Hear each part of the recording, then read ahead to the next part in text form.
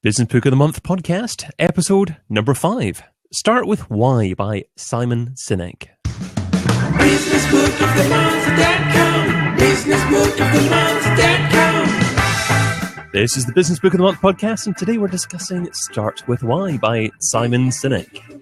Each month we're going to be selecting a different business book to read and review and share our thoughts on this very podcast. And the intention is to join together as a group and hold ourselves accountable to read one great business book every month. Now, joining me today is one of the leading podcast teachers in the UK. He's based just outside Dundee, Scotland, Mr. Colin Gray. Hello, David. How are you doing this evening? I'm very good, thank you. How are you doing yourself, sir? Very well, very well. Had a good day. Had a good day, and it's keeping on going. You had a long day by the look of it. You're still in the office. Yes, I am indeed, yeah. I always have to stick around here because of the terrible broadband when you live in the sticks. Oh, well. Pros and cons. Pros and cons. Well, mostly cons, but yeah. So most other weeks we had Mr. Chris Marr joining us. He's had to rush away this evening. We may have Mark Asquith joining us later on. I put money on not having him turn up. What do you think? Do you think that was just a polite declination? That's not the right word. A polite decline. Maybe you were joining him in the pub earlier on. I'm not sure. Yeah. Yeah, something like it. That's fair enough. Oh, see, anyway. So I'm David Bain. I'm based in London, and you can also find me interviewing gurus over at digitalmarketingradio.com. So, I first encountered Start With Why by Simon Sinek, not as a book, but as a TED Talk, actually. And I really loved the video, and I didn't actually realize until a couple of months ago that it was also a book as well. Okay. So I mean, essentially, he says that most businesses have it back to front. They start off by selling what they do, then they say how they do it differently, and then ask for a sale. But Simon Sinek says that most successful businesses do it the other way around. So the successful businesses start off by sharing why they do what they do. So, Colin, why? Why indeed? Why what? What are you asking? Why the book? Why does the book exist? I don't know. Well, he said start with why, so I thought I'd start with why. I think, yeah. I mean, it makes a lot of sense. The whole idea. I mean, I suppose the overall thing with this book that I found is that the whole concept just makes a lot of sense to me. It resonates. You kind of read it. You read the back of it, and you go, well, of course. And I watched the TED Talk, actually, and it's one of the most popular TED Talks out there, isn't it? Yeah. And he's obviously a really good speaker, and he explains it very well. And that actually, if we're going to dive straight into the whole whether I like the book or not, I suppose, that kind of gets the nub of the book for me, is that talk. I don't think I'd recommend anyone to read the book. I think it's a talk. Because the book is just a massive collection of case studies which all resonate around that wonderful idea, that really good core idea, which is the whole why, figuring out your why you do what you do, which then leads to how you do it, what you do. But it's one of these business books that slightly winds me up because it just keeps repeating itself by talking about the same companies over and over again and talking about their why and what they did. And don't get me wrong, I love a case study. Case studies are really good for explaining things. They're really good for demonstrating how concepts can be put into action. But I just felt like it went on a little bit too far. It just didn't give enough. Well, actually, do you know what? It didn't give enough how. It didn't give enough what? It just gave the why. Which I suppose is part of the thing about the book, but I would have liked a bit more what and how after the why. A lot of businesses, though, don't seem to think of the why. I mean, certainly, businesses that I've focused on or set up, it seems to be all about this is what we do, and not even any explanation behind it in terms of why we do what we do. Yeah. And you get to how, but most organizations are fairly pitiful at painting the reason why or involving their employees in the reason why. Yeah. And and maybe it's just a natural tendency in human beings, or maybe it's a certain personality type. But when I'm the kind of person that wants to break everything down into little bits and think, okay, let's think, how does this work? And that's how my brain works. And in terms of thinking why, well, it's the logical thing to do, surely, just to break it down into a process and focus on the process. But maybe that's the wrong way around. I think I think you're right. I think tons of businesses don't do it. Tons of businesses should do it. And I suppose the one of the bits that interested me a lot was the whole split thing. Like, so many successful companies start with their why being based on the fact that their founder has a why. Their founder has a reason that he started the business. So there's a reason apart from just simple money, which is probably the problem in the end. But there's a reason apart from just simple money at the very start why he started the business, and that gets lost along the way.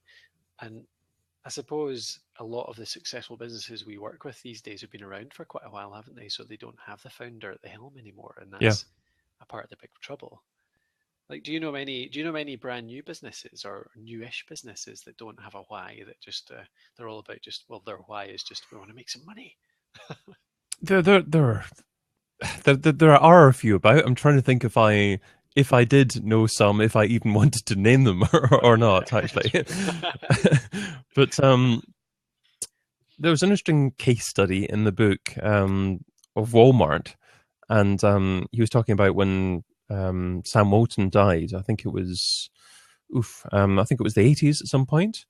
Okay. And Simon Sinek basically saying that that's where Walmart lost their direction in terms of it's not for the working people of America anymore. Mm-hmm. So what you're saying there with regards to, well, a lot of big businesses out there and the owners have died. So that's probably a good example of an owner that carried the vision to begin with, that carried the why, and the why went away a little bit. And there must be quite a few examples of that, of big businesses. I mean, do you think, Apple was obviously the example that Simon Sinek uses a lot in terms of a Yeah. big business that keeps the why going. And it will certainly be intriguing to see what happens over the next few years, because you could argue that Apple are living on the fumes generated by Steve Jobs at the moment. And what's going to happen in 5-10 years time or so? Is there still going to be that ability to really understand and resonate with their target market? Yeah.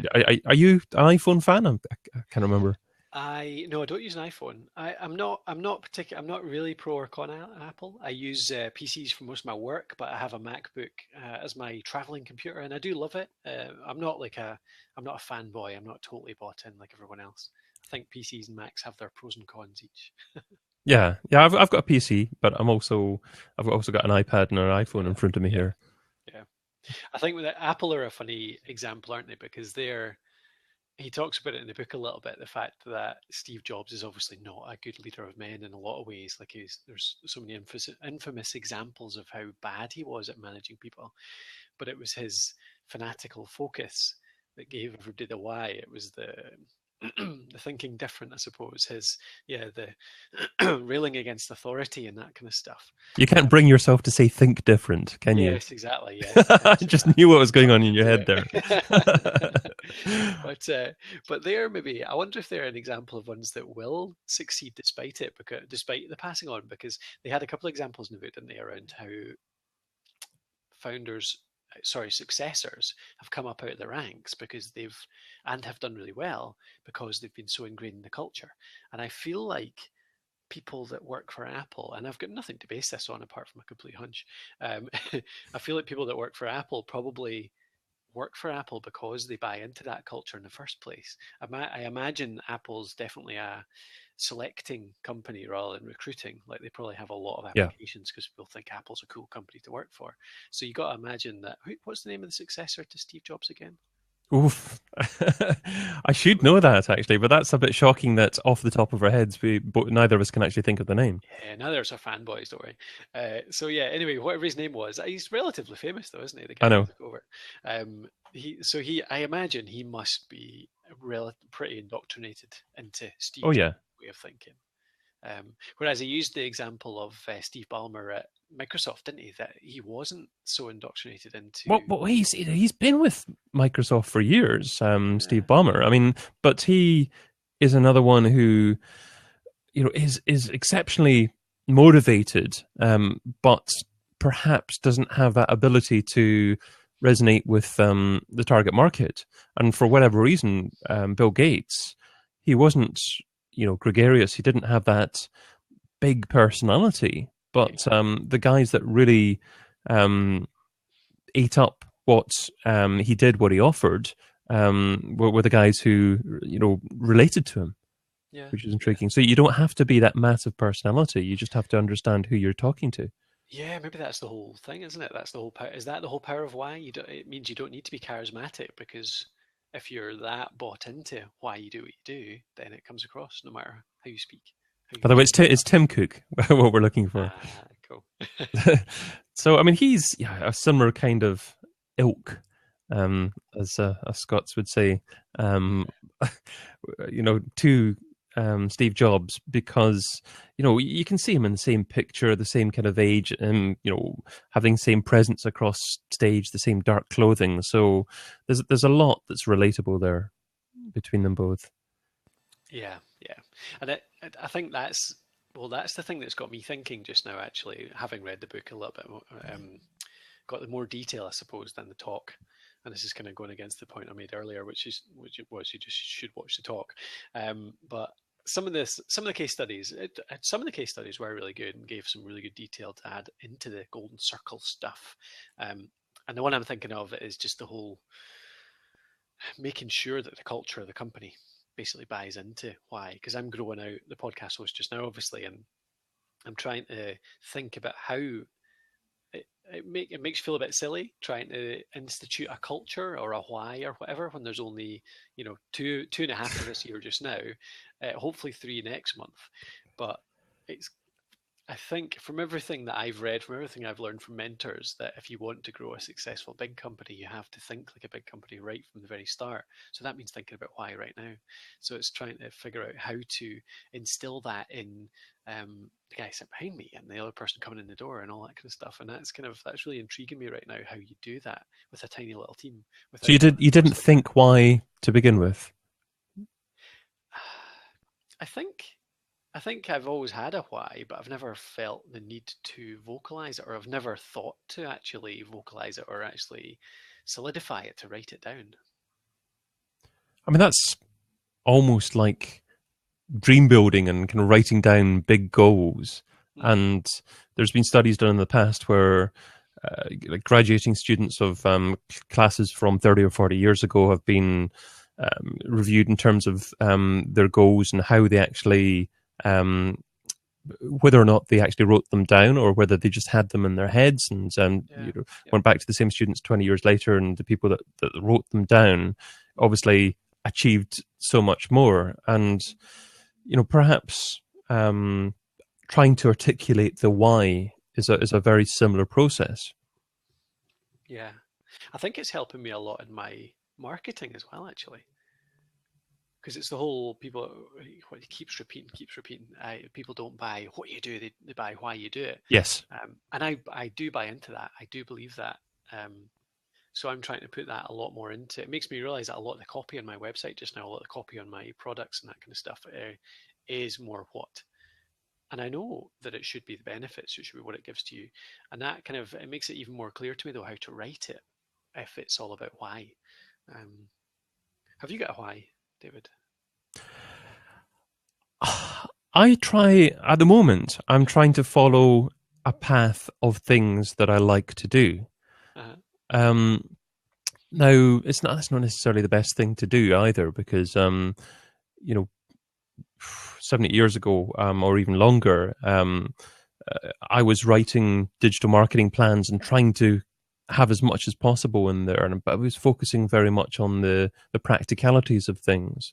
And then I'm thinking more of, well, I shouldn't be writing plans for other people. I should be deciding on the marketing activity that I particularly love to do, and then becoming an expert at that and helping other people do the same. Because I've been a marketer for a long time, but the challenge with digital marketing is it is exploding into so many different genres. You can't do everything. Yeah. So I think my why has to stem from what I love to do initially myself personally, and finding that, and then it's a bit fuzzy, but the why relates to that, I think. Yeah, yeah. I think the whole why thing is difficult in services sometimes. Like Simon Sinek's why, he says in the book a few times, it's to inspire people to do the things that inspire them, isn't it?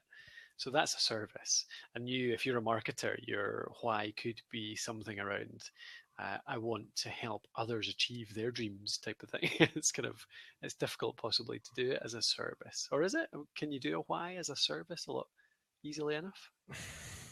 I mean, if we're in Blab here at the moment, if your passion was um, to appear on services like this Hmm. and help other people do the same, then that's kind of a service, I suppose.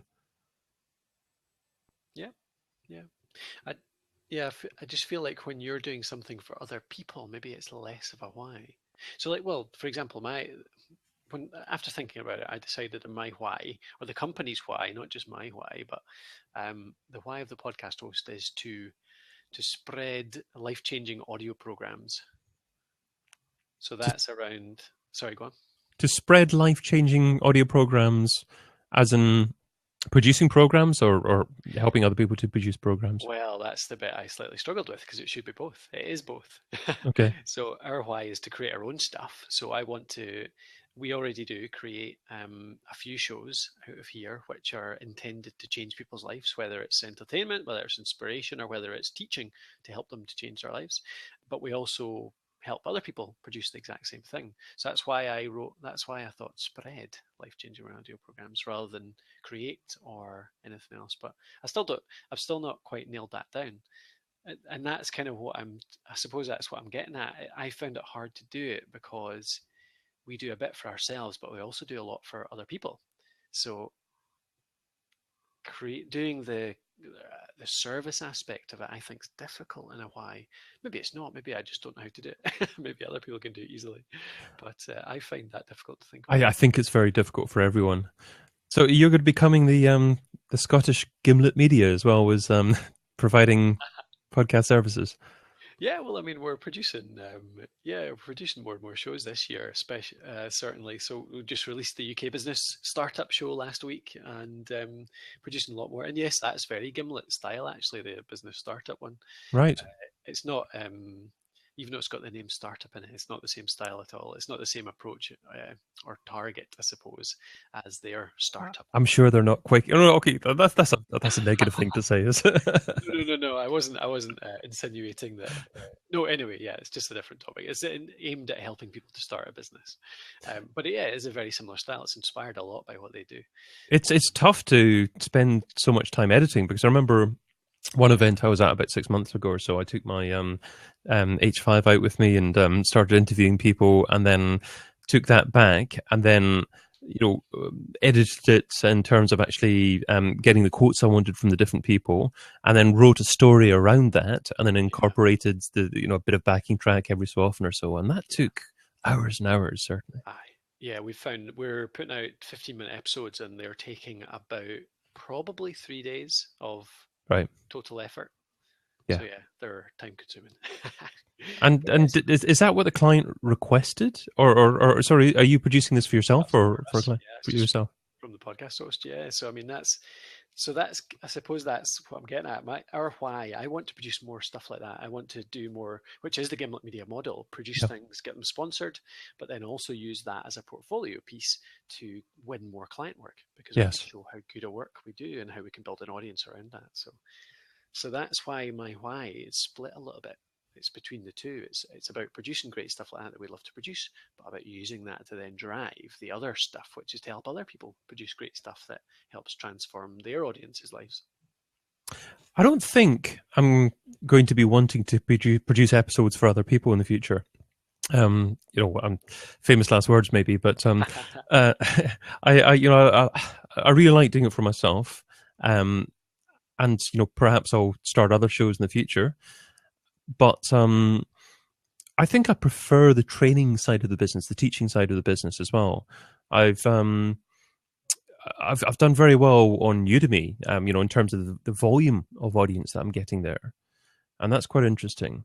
So that's I'm finding that could be a good path to introduce more people into other paid programs that I might develop as well. Yeah. So your why is to educate, entertain, and enlighten. That sounds as if it's been used before, or maybe it's just a I mean, wonderful thing that you've just come up with. educate, entertain, and inform. There's somebody uses that tagline: educate, entertain, and inform. Where did I get I don't know, but that? I feel as if I've heard it before. But maybe you're like Paul McCartney. Maybe you wake up with the tune yesterday in your head and think that you've actually got someone else's tune, but actually you wrote it in your sleep. Well, I mean, naturally, David, I am that kind of talent, of course. So, But it's hard to make a why a real vision mhm. rather than actually tying it back to something that's practical. It's easy to fall back into what when you're trying to actually put together a why. Yeah, absolutely. And I suppose that's why I went for the whole life-changing audio, because we could easily just say we produce audio for people. But what I want it to be is that we're aiming to produce audio that does like, programs that really do affect people emotionally, either emotionally, educationally, inspirationally, whatever way it is, something that changes, something we affect the world, I guess, with the stuff we put out. I guess that's the kind of motivation behind it.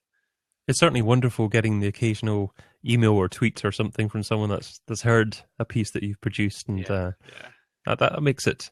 It's a old saying that makes it all worthwhile. Maybe a bit of money plus that makes it all worthwhile. Yes. Oh, yes, indeed. Yeah. Well, yeah. I mean, the other thing we're looking at just now, I don't know if this turning into our progress update Why podcast this not? time, but it's around our whys. Yeah. Is that Matthew, who works with me as an audio drama producer by trade, Yap Audio. They produce the excellent Aftermath podcast. Well, podcast audio drama in podcast form. So we've been talking about the possibility of us putting together an audio drama as another something that would be fun for us to do, but also something that we could sell as a product, could showcase the abilities within the company. It's a different style of podcasting, like there's quite a fashion for Limetown, for the message. There's quite a lot of big podcasts coming out around that kind of style just now, and Matthew can do that stuff, and we can do that stuff. So why not?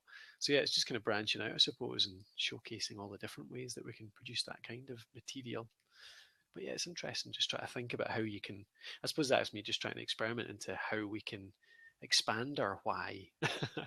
Like I want to produce that kind of material. I want to produce life-changing audio. So what are all the ways we can do that? Yeah, life changing audio is an interesting way to describe it because obviously that's not just podcasting. Does that mean that you see yourself maybe offering voiceover services as well?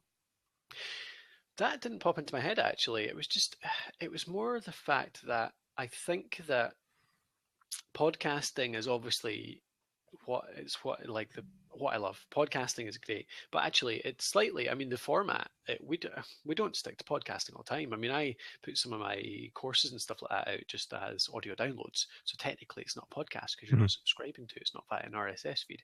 And same with Matthew's stuff, like the audio drama stuff he's produced in the past. I mean, that doesn't need to be a podcast. It could be downloaded as an audio book. You could put it onto Audible. So it's more. I'm beginning just to more love the audio medium, the power that audio has um, to affect people, to reach people, the way it can be consumed, the fact that you can do it when you're out and about, when you're in this context whereby you get so much more attention. Like you can't get somebody to watch a video for 20, 30 minutes on YouTube because of all the other distractions that are around you at the time, but you can get somebody to listen to a 3 hour Dan Carlin hardcore history episode, even though it's just him talking for 3 hours. How does that happen?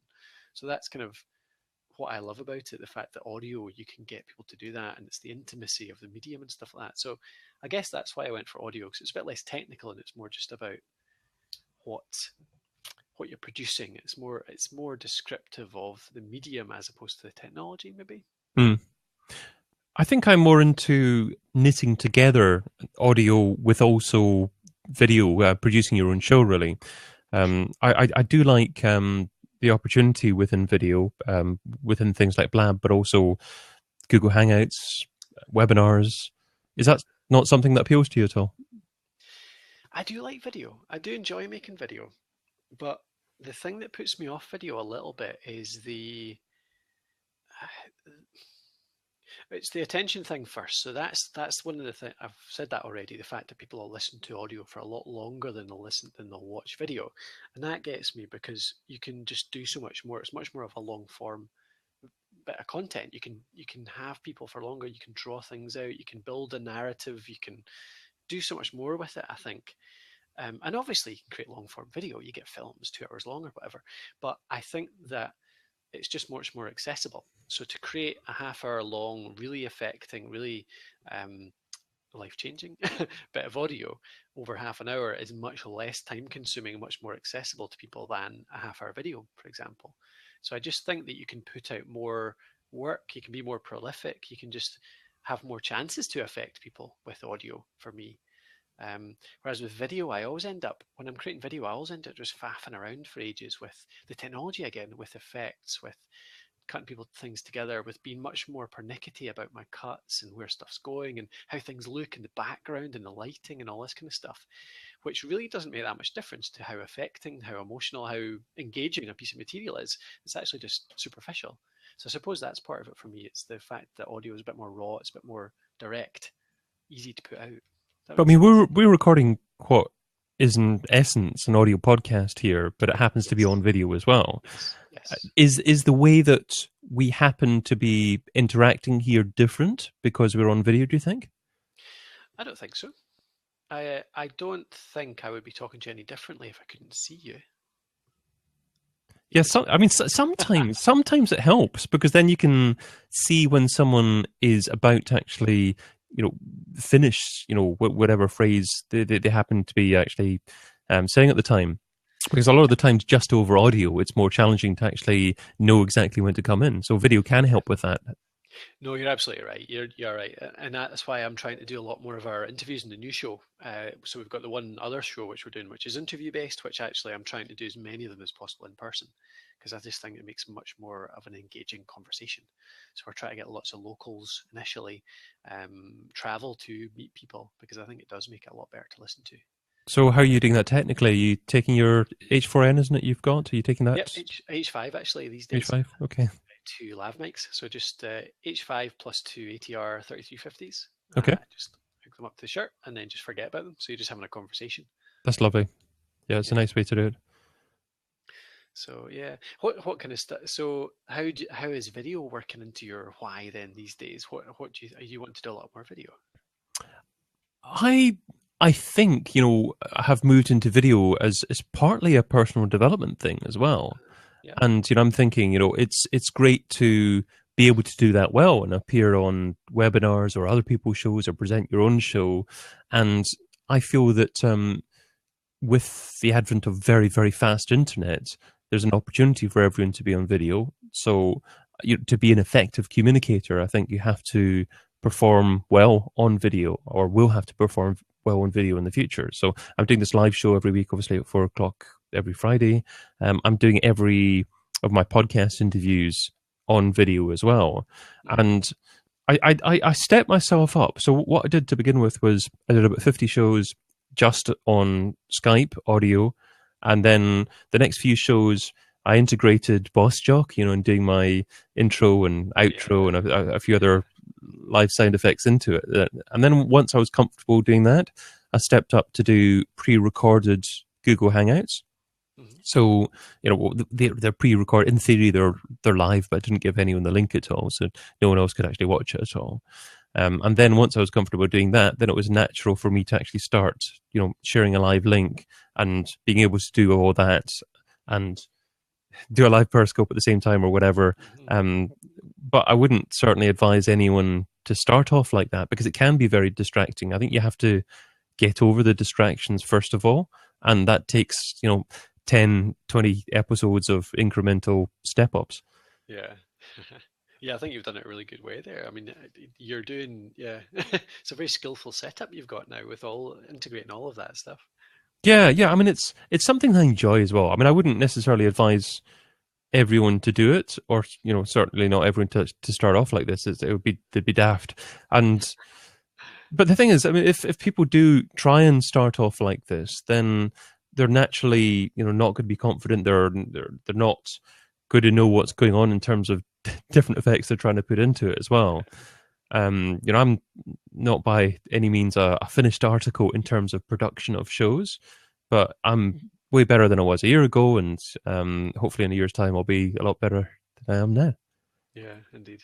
We're all improving. If you think you're not improving, then if anyone thinks they're not improving, then they're too Then narcissistic. they're doing or maybe they're stupid at it. So what were some of your most memorable bits from the book then? Well, I've got a few quotes written down here, so that's probably a good direction to take it, actually. Go for it. People don't buy what you do, they buy why you do it. And what you do simply proves what you believe. So it's down to making your prospects or customers confident that they have the same belief structure as you do. I think that's a great why.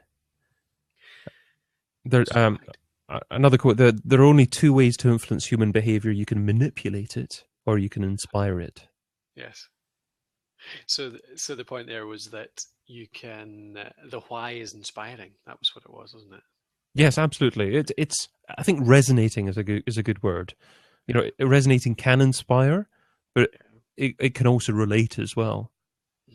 And something that I got around the why actually was the whole, if you make your why quite specific, quite personality driven, then that is a way of niching, isn't it? It's part of the whole niching process, like finding your audience, pushing some away and drawing in those that actually think like you, that have a similar personality. And I suppose part of the thing with my why is that I want people that are equally passionate about audio and love consuming in that medium. And so having it as audio, maybe that will scare away some people that love the visual medium, but I don't care. So you're looking for people who, or you're looking for companies who already know that they want a podcast. You're not actually looking for people who need to be educated in the fact that perhaps having a podcast is a good idea.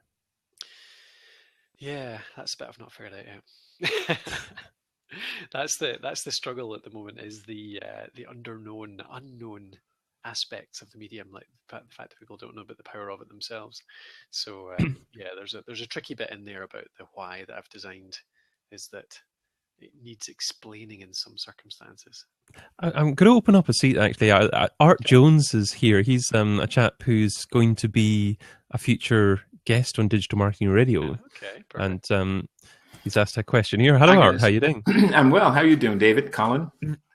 Hey, how you doing? Very good, thanks. Yes, yeah. We have a monthly chat and a business book that we both. There's a couple of other guys that were normally on at the same time, actually, but they couldn't make it today, unfortunately. So, welcome. Thank you. I mean, I like the book Simon Sinek. I think all of us do. All of us should. If we don't, we should like it, because it really has some really important ideas. And about a year or two ago, I was reading something. You know how when you're online and something crosses the screen, you read it and you go, aha. I think I read someone that had written something similar to Simon Sinek's Golden Circle, like Aristotle or Plato, like 2,500 years ago. And I couldn't get back to it. And I keep trying to find, because, you know, the idea of why versus how versus what is so old. I mean, it seems so primal, seems so natural, that it's hard for me to believe that no human had written about it before Simon did that. And so if either of you can point me toward the authorship that predates Simon Sinek, I'd love that, because I really was inspired by knowing that this has been an idea that's been around. It's not just a TED Talk that Simon Sinek did. Because Simon, I mean, if we embrace the notion that all ideas have been around for a long time, most of them, you know, Aristotle learned from Plato, right? And Plato learned from Charlemagne. And, you know, we just keep handing things down and we keep putting it in our own voice, so it becomes ours. And I think that's what Simon did. And that's not disparaging Simon. It's simply saying that I'm inspired because I think that there's other people that have written and perhaps have other similar perspectives, but said differently on the notion of why. Yes, I completely agree with that. It's phraseology that resonated with people just now, but as you said, Napoleon Hill was writing about similar kind of things. Many people before him was as well. But the strange thing is, although many people did think about it, did talk about it, did write about it before, a lot of people forget that that is the most effective way of doing things. And still you get the majority of people, the majority of companies that tend to focus on the what first. So why do people do the wrong things if they should know the right way to, or the better way, better things to do? I think it's because, we have that 9-second attention span. And in the work that I do, it really, I won't say that my practice is central, that the notion of finding the why is central to my practice, but finding the why is important to doing anything, whether you're going to market or sell. It doesn't mean that you can't do it without finding the why. And I think we are, what you're saying, David, is that, we see businesses and people that have fire in their belly, as the expression goes, and they just start. They don't have a business plan. They buy a Grant Cardone, 10x sales strategy, and they're going to sell, and they're going to sell like crazy. They don't care about why. They don't care about a plan. They just care about the money. And I think, I subscribe to a different ethos that says, I want to make meaning in my own life and in the life of the people I'm in service to first. And those people that have a similar ethos really, I think, care about the why. When you don't care about service and meaning, then you can go get the Grant Cardone, 10x your sales, and just sell like crazy. I'm not besmirching Grant Cardone. I think there's something for everyone out there. But I think the world is moving more toward being more in tune with the notion of why, because it's for the same reason that I'm in a small town of 1 million people in Tucson, Arizona. I've been here 2 years, and in 2 years I've been here, there's probably 100 artisan beer meisters that have popped up. And why is that? Because we appreciate things that we know the authenticity of where it comes from. We know why they make that beer, because they're passionate about beer. It's not made in a factory in Colorado, right? It's made in that back of that room that only seats 20 people, and it's their brew. And I know the brewmeister. And I think though that's kind of the ethos that we're as a world, as a thought process. A lot of places around the world. I mean, there's a guy that's on Blab, Mark Prophet. He's a very smart guy, but he spends a lot of time now going around the planet building maker spaces, right? Which is again kind of foundational to this notion that we are becoming more in tune with. We want to know the things that we subscribe to and the people that build them. That's not true for everything, because, I've got this cute little Bluetooth speaker. I don't really care about who made it, because if otherwise I would have spent more than $20 for it. Because the guy that makes the one out of walnut or koa wood from Hawaii is not going to charge me $20. He's going to charge me $200, and rightfully so, because the koa wood in Hawaii is rare. But so you sound like a man that is very confident in knowing his why. Is that a fair statement? Yeah, I think so. And so, how does someone who doesn't know their why try and actually go down the road of discovering what it is? I've come to this place largely because my evolution story, I've I'm a technologist. I've sold technology to Fortune 500 companies, Forbes 2000 companies for a long, long time. And one of the early skills I learned when I was doing that was the art of listening. And I worked for Xerox, never sold copiers, always their technology. So it was really high level sales training. But because Xerox, I perceived them as the legacy of cuneiform writing and quill pens and Gutenberg presses than there was Xerox. So it's part of the legacy of communication. And the technology we sold was helping people communicate with other people better. So listening has always been a strong suit for me. When I switched to the marketing side of the conversation, I discovered that people, I'm doing social media and people didn't know how to measure what I did because they didn't understand it, one. But they didn't know how to measure what I did because they didn't have a plan. They didn't have a business plan. They were just successful without it. So I started doing business planning. And after the business planning, I discovered that people didn't have the answers to fulfill the mission of answering the questions in the plan. Why are you doing this and who are you doing it for? And how are they changed after they get it? People don't know those answers. They're just selling stuff.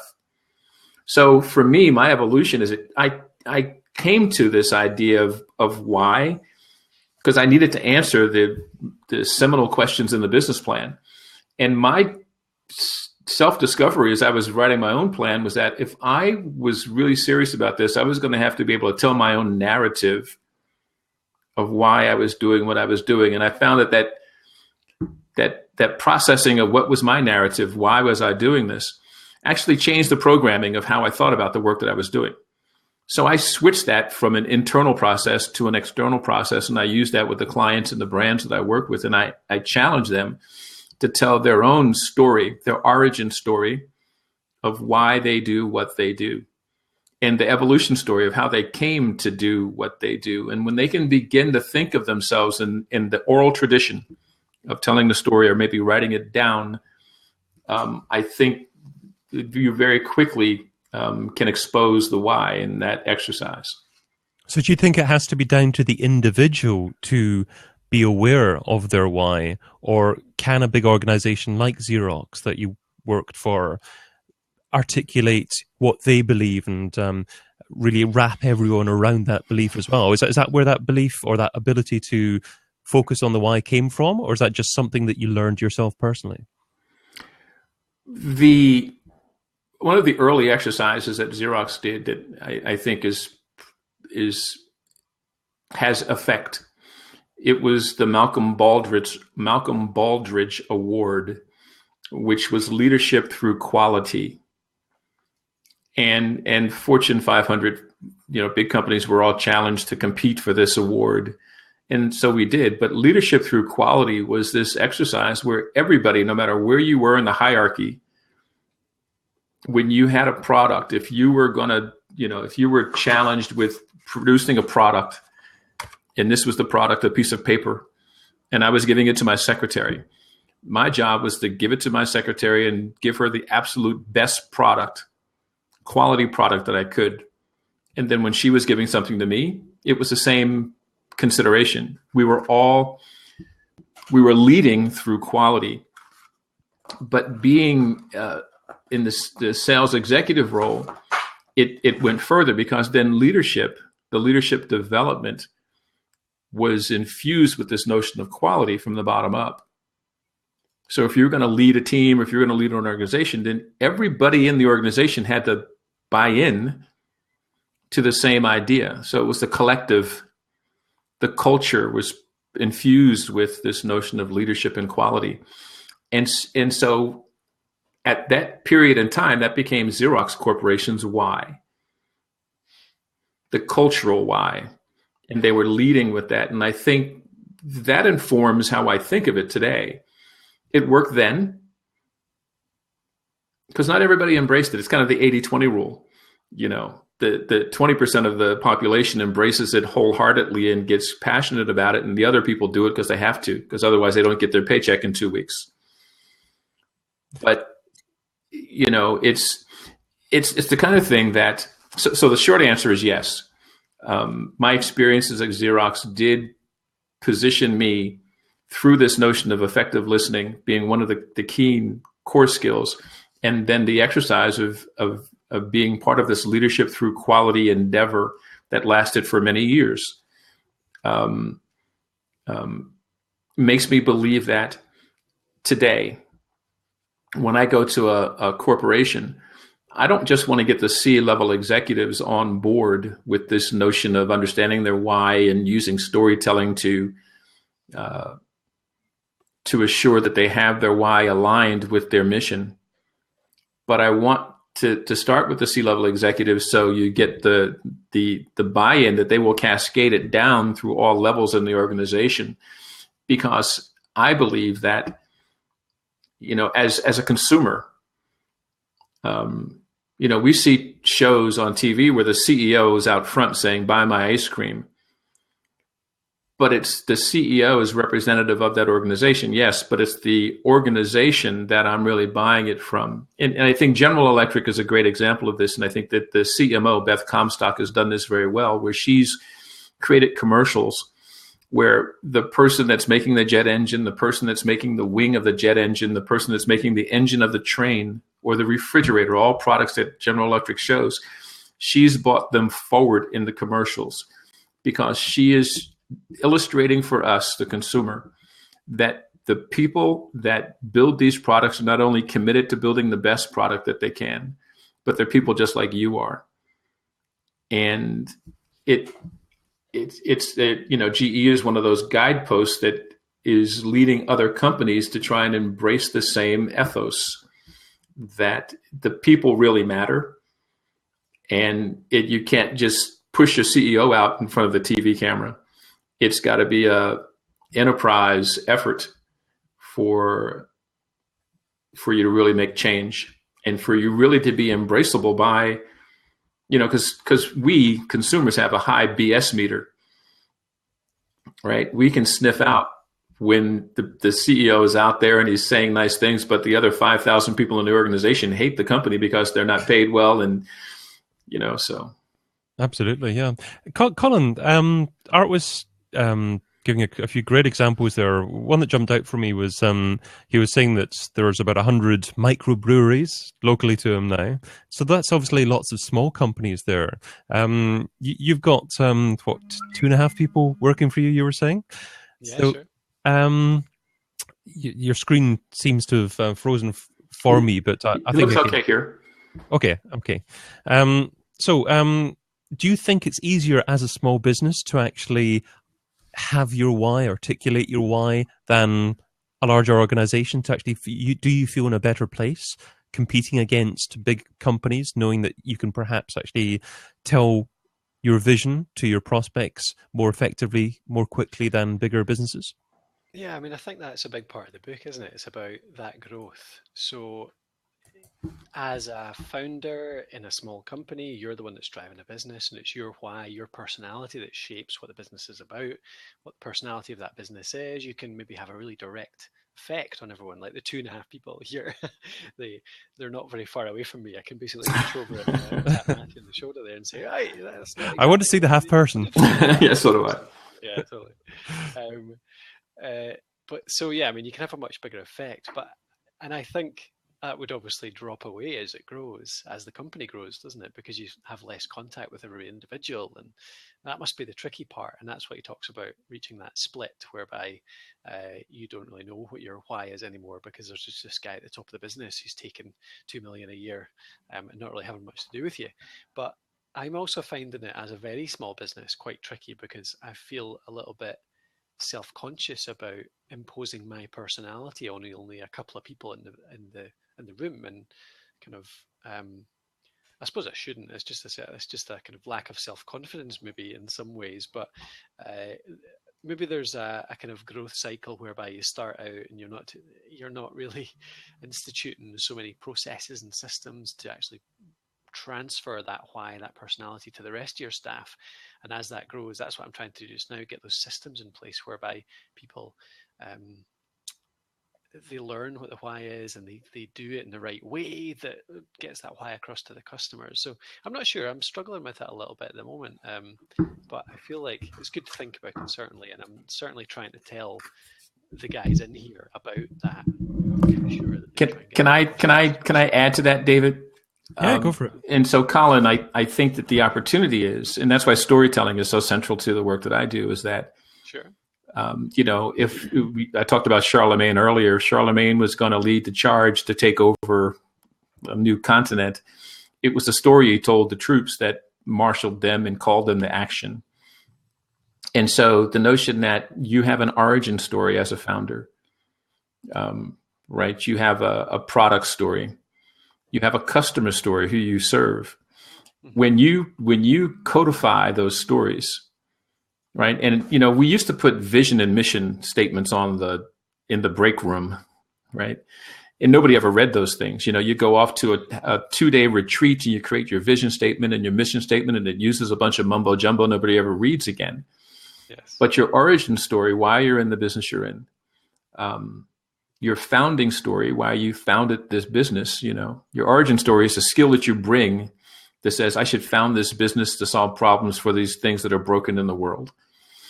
And your customer story says, and the things that are broken in the world are these people or these businesses. And I can tell their story because I know their narrative, and this is their narrative.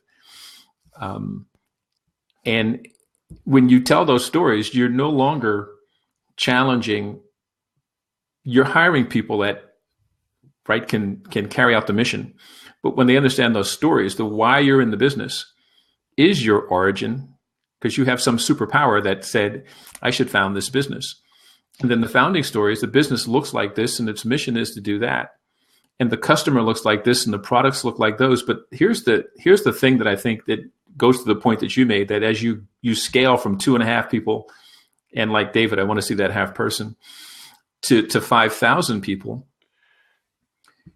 along that journey that might take you 5 years, let's say, might be, 2.5, 5 years, whatever it is, to get to 5,000 people. If you stay mindful of the power of story, because it's the most primal tool that we have.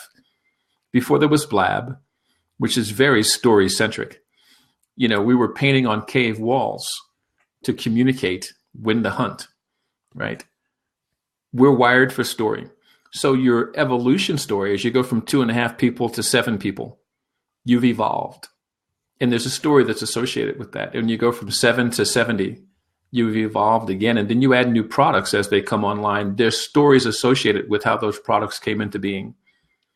What are they fixing that's broken in the customers that we're in service to? And because story goes to our heart and our gut, it is about where the culture exists in your business. So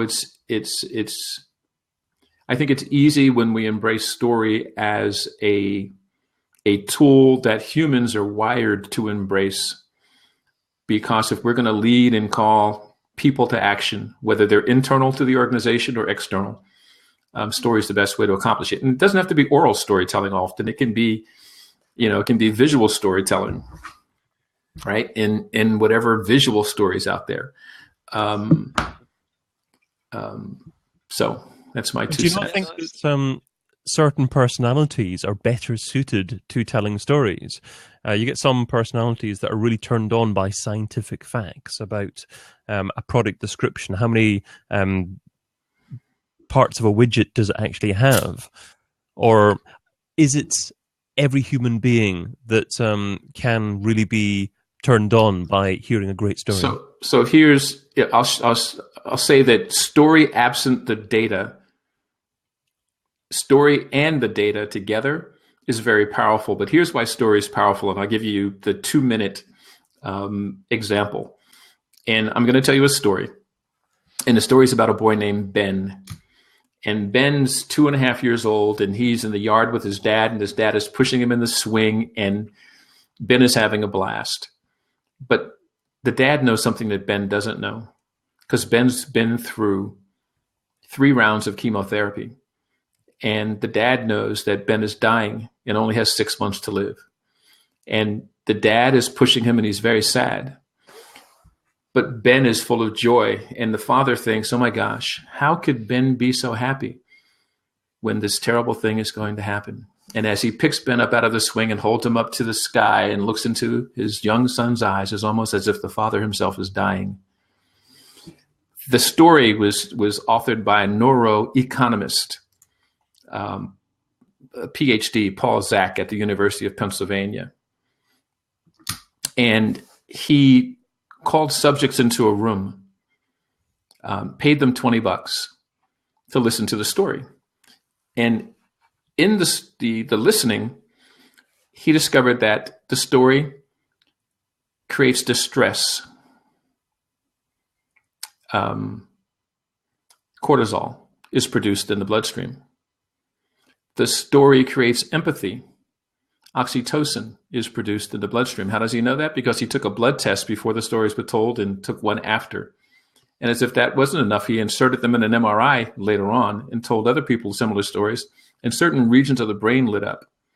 So that story, for me, is evidence that humans are wired for story. If it can change the blood chemistry, the biology, if a story can change the biology by increasing your level of oxytocin and cortisol, why wouldn't we use that? And as a neuroeconomist, his mission was to determine for businesses, how do businesses call people to action to buy that thing, whatever that thing is. And this is the proof source that says story is powerful in that regard.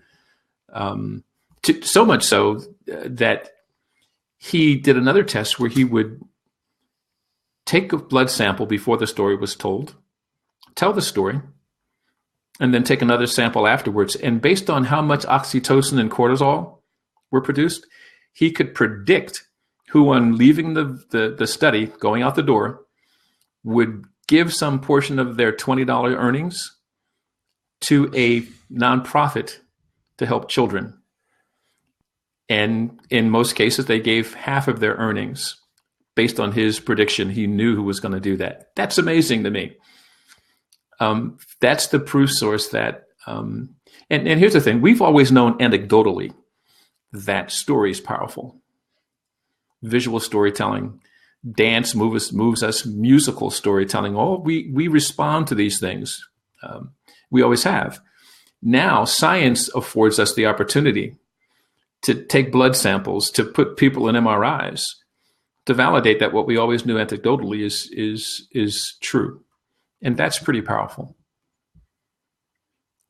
Wow. It's really interesting, actually, that just the fact that we do, well, podcasting, and a lot of the podcasts that we do are basically about stories. They're telling stories for other people.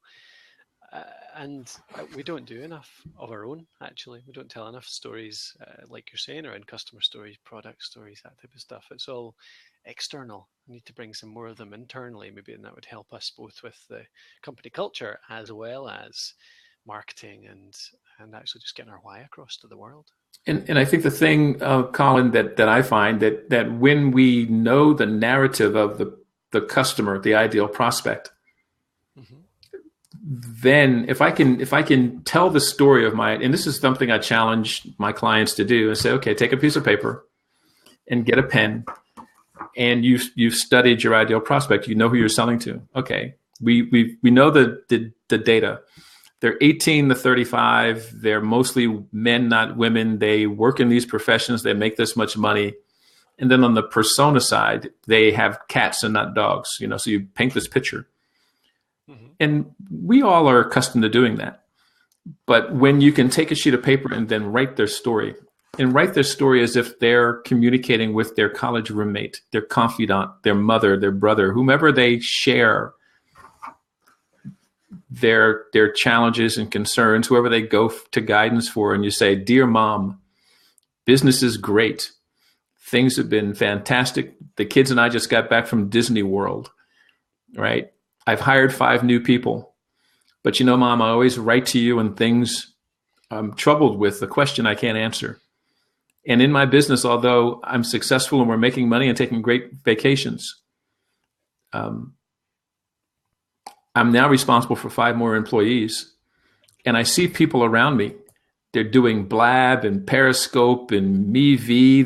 They're podcasting, and I don't know which one of these things I should do to sustain my business.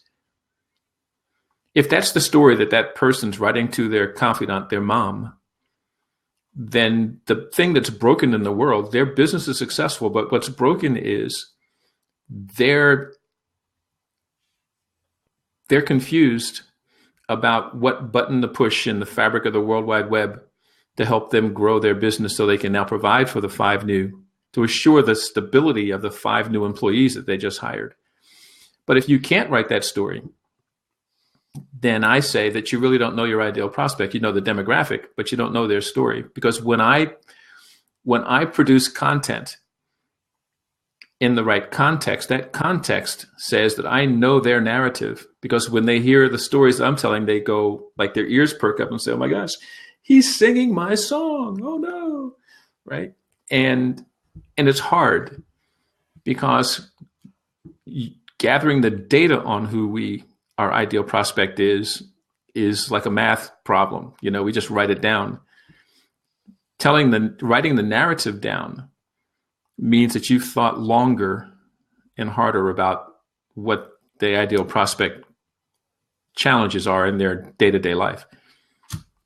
Art, you're an amazing pop-in guest because you offer so much value in our Blab Christmas Special 2016 Digital Marketing Predictions show that I did in Digital Marketing Radio. Tonight, you just given so much value, or today, I'm sure. It's 2 p.m. here, yeah. Yes. You guys are midnight there, right? And of course, we've got a discussion scheduled for Digital Marketing Radio. You're going to talk about digital Darwinism's effect on market and people in the marketplace. So that's going to be an incredible discussions. I look forward to actually hearing how much even better you're going to be when you're prepared, because you're not even prepared tonight and you're so great. So no pressure. There's no pressure, David. I'm sure you can handle it. I look forward to it. I really do. Oh, it'll be great. Colin, do you have any other thoughts written down with regarding to this book? No, we've talked through everything I wanted to with why. Just in closing, I maybe started off by maybe talking the book down a little bit, and that certainly wasn't about the core idea. It was more about the fact that I would have loved to see a lot more actionable material in there, something I could do with the why, how to help in defining a why, rather than just the concept and the stories. But I do think they're brilliant, and I'm really going to try and follow it through in the next 6 months or so to try and sort of shape what the business will become. So yeah, we'd recommend anyone getting it, but go and have a look at the TED Talk as well, Simon Sinek TED Talk, because that, I think, gives the core idea in a really good way. Absolutely, and I'll include an embed to the TED Talk in the show post at businessbookofthemonth.com. Now, we've been recording this for the last 5 months or so, once a month, but we're going to take a bit of a break because we're off doing lots of different projects. So hang fire, we hopefully will come back at some point in the future. But what we've traditionally done at the end of each episode is actually voted for a book to read next. Rather than actually doing a vote, why don't we just give a couple of suggestions of books to read, and then hopefully we can return again in about 3 or 4 months' time and say we've all read these books, and this is the special show that actually talks about all these 3 or 4 books. Colin, have you got a book in mind that you could actually share? Yeah, sure.